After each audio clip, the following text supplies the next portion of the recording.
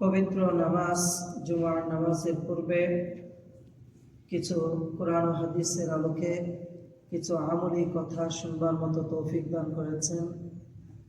সে দয়াময় মহিমাময় রব্বুল আলামিনের দরবারে লাখ কোটি শুকরিয়া জ্ঞাপনার্থে একবার কালিমাতুশ শুকর আদায় করি। আলহামদুলিল্লাহ।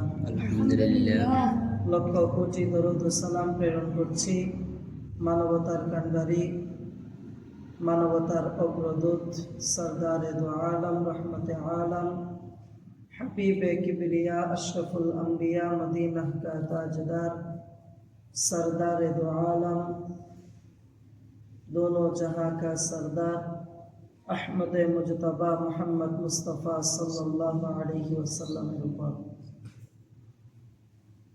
এই যে মাস চলতেছে ঋতু, এই ঋতুটা হচ্ছে শীতকাল। আল্লাহ পাক দুই ঋতুর কথা কোরআনে কারীমের মধ্যে উল্লেখ করেছেন। তথা গণিতভাবে আমাদের বাংলাদেশ, আমাদের দেশের মধ্যে ঋতু হচ্ছে ছয়টি। ছয়টি ঋতুর মধ্য থেকে সবচেয়ে আলোকিত, সবচেয়ে প্রসিদ্ধ ঋতু হচ্ছে দুটি। মানুষ দুটো ঋতুকে সবাই চিনে, সবচেয়ে প্রসিদ্ধ এবং আলোকিত। একটা হচ্ছে শীতকাল আর একটা হচ্ছে গ্রীষ্মকাল। শীতকাল তথা শীতের মৌসুম, গ্রীষ্মকাল তথা গরমের মৌসুম। এই দুটি ঋতু অনেক প্রসিদ্ধ, অনেক আলোকিত ছয় ঋতুর মধ্যে। আরো যে চারটি ঋতু আছে এগুলো মানুষ অনেকে জানেই না, ছোট বাচ্চারাও জানে না, এমন অনেকে অজ্ঞ থাকতে পারে।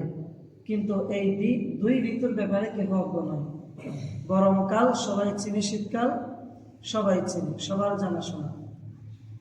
এই গরমকালে ইবাদত করতে গেলে অনেক কষ্ট হয়। সূর্যের তাপমাত্রা বাড়ানো, গরমের তাপ, রোজা রাখতে কষ্ট হয়, গলা শুকিয়ে যায়। রাত্রেবেলা কোনো রাত্রে তাহাজ্জুদের নামাজ পড়তে উঠতে কষ্ট হয়, কারণ রাতটা তাকে অনেক ছোট। ঘুমও পর্যন্ত ভালো করে সংকলন হয় না। এখানে ইবাদত করার কথা তো খুব দূরে। কিন্তু এই শীতকাল যে আল্লাহ পাক আমাদেরকে দিয়েছেন, বর্তমান চলিত শীতকালের মধ্যে লক্ষ্য করলে আমরা দুইটি দিক দেখব। একটা দিক দেখতেছি দিনটা অনেক ছোট, বলেন দিনটা অনেক ছোট, রাতটা অনেক বড়, রাতটা অনেক বড়। অন্য মাসের চেয়ে শীতের মৌসুমে রাত হয় বড়, দিন হয় ছোট। তাহলে এই শীতের মৌসুম হচ্ছে ইবাদতের মৌসুম। ইবাদত করতে গেলে অনেক সুযোগ সুবিধা। এই শীতকালের মধ্যে যদি কেউ ইবাদত করতে চায়, রোজা রাখতে চায়, অনেক সহজ। আজকে আমরা এই শীতকালের কি আমল আমাদের জন্য সহজ হবে এগুলা নিয়ে দু একটি কথা বলে আমরা আজকের আলোচনায় এগুলাই শুনবো ইনশাআল্লাহ। ওয়া মা তৌফিকি ইল্লা বিল্লাহ। দুই ঋতু সম্পর্কে আল্লাহ পাক পবিত্র কোরআনের মধ্যে বলেছেন।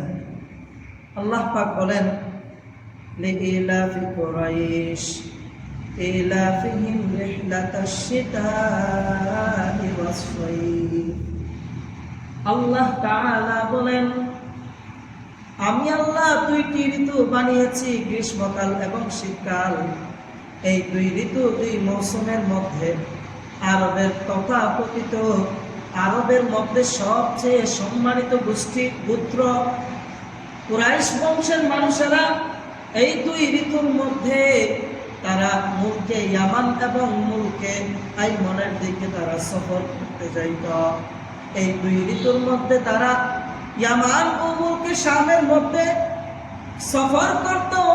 তারা ব্যবসায়িক সফর, ব্যবসার জন্য এই 2 মাসের মধ্যে এই দুইটা দেশের মধ্যে তারা সফর করত। কারণ এই 2 মাসের মধ্যে সফর করতে বড় আরাম। গরমের মৌসুমে আরাম কেন? কাপড় চোপড় লাগে না, যেমন মন চায় তেমন ভাবেই চলা যায়।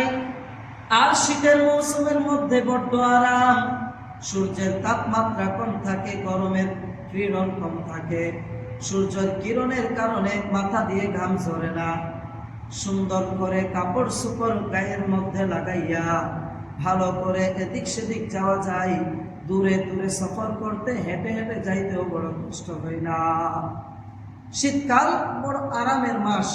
এই জন্য আল্লাহ পাক কোরআনেও বলে দিয়েছেন রিহলাতাশ শিতাই ওয়াস সাইফ, এই দুইটা মাস শীতা ওয়াস সাইফ, শীতকাল এবং গরমের কাল, এই দুই কালের মধ্যে আরবের কুরাইশ বংশরা বিভিন্ন জায়গায়, যেমন ধরা যায় ইয়ামান একটা দেশ, মুলকে শাম যেটা বর্তমান দামেস্ক, কিছুদিন আগে স্বাধীন হয়েছে, মুসলমান এখন এখানে রাজত্ব করতেছে। এই দুই দেশের মধ্যে তৎকালীন আরবের মানুষেরা, আরবের লোকেরা ব্যবসার জন্যে যাইতেন। বর্তমানে দেখেন মানুষেরা যদি টাকা পয়সা ইনকামের জন্য আর্থিক সচ্ছলতা যদি চায়, তাহলে অনেকে সৌদিয়া যায়, অনেকে আরব আমিরাতে যায়। বিশেষ করে মধ্যপ্রাচ্য, যেগুলো মধ্যপ্রাচ্য আছে, অ্যারাবিক অথবা অ্যারাবিক যেগুলা রাষ্ট্র, এগুলার দিকে যায়, কারণ এগুলো একটু উন্নত রাষ্ট্র। বাংলাদেশ থেকে কেহ বলবে না যে আমি একটা বড় ঘর করব, দালান করব, আমার টাকা পয়সা অনেক কম, আমি আর্থিক সচ্ছলতা চাই, আমি পাসপোর্ট একটা লাগাইয়া বার্মা যাই। মায়ানমারে কেউ যাবে না, কারণ আর্থিক সচ্ছলতা আমাদের চেয়ে বেশি না, কম। বর্তমানে যদি আপনি বলেন একটা মানুষকে, চট্টগ্রাম থেকে, দেশের মধ্যেই দেখেন একজন মানুষ চট্টগ্রাম অথবা ঢাকা শহরে থাকে, ওই মানুষের যদি বলা হয় তোমার যদি আর্থিক সচ্ছলতা চাও, তুমি যদি ব্যবসায়িক উন্নতি চাও, চট্টগ্রাম শহর বাণিজ্য এলাকা ছেড়ে আমাদের ভালুকিয়ায় চলে আসো, আসবে। ভালুকিয়া এখানে একটা যদি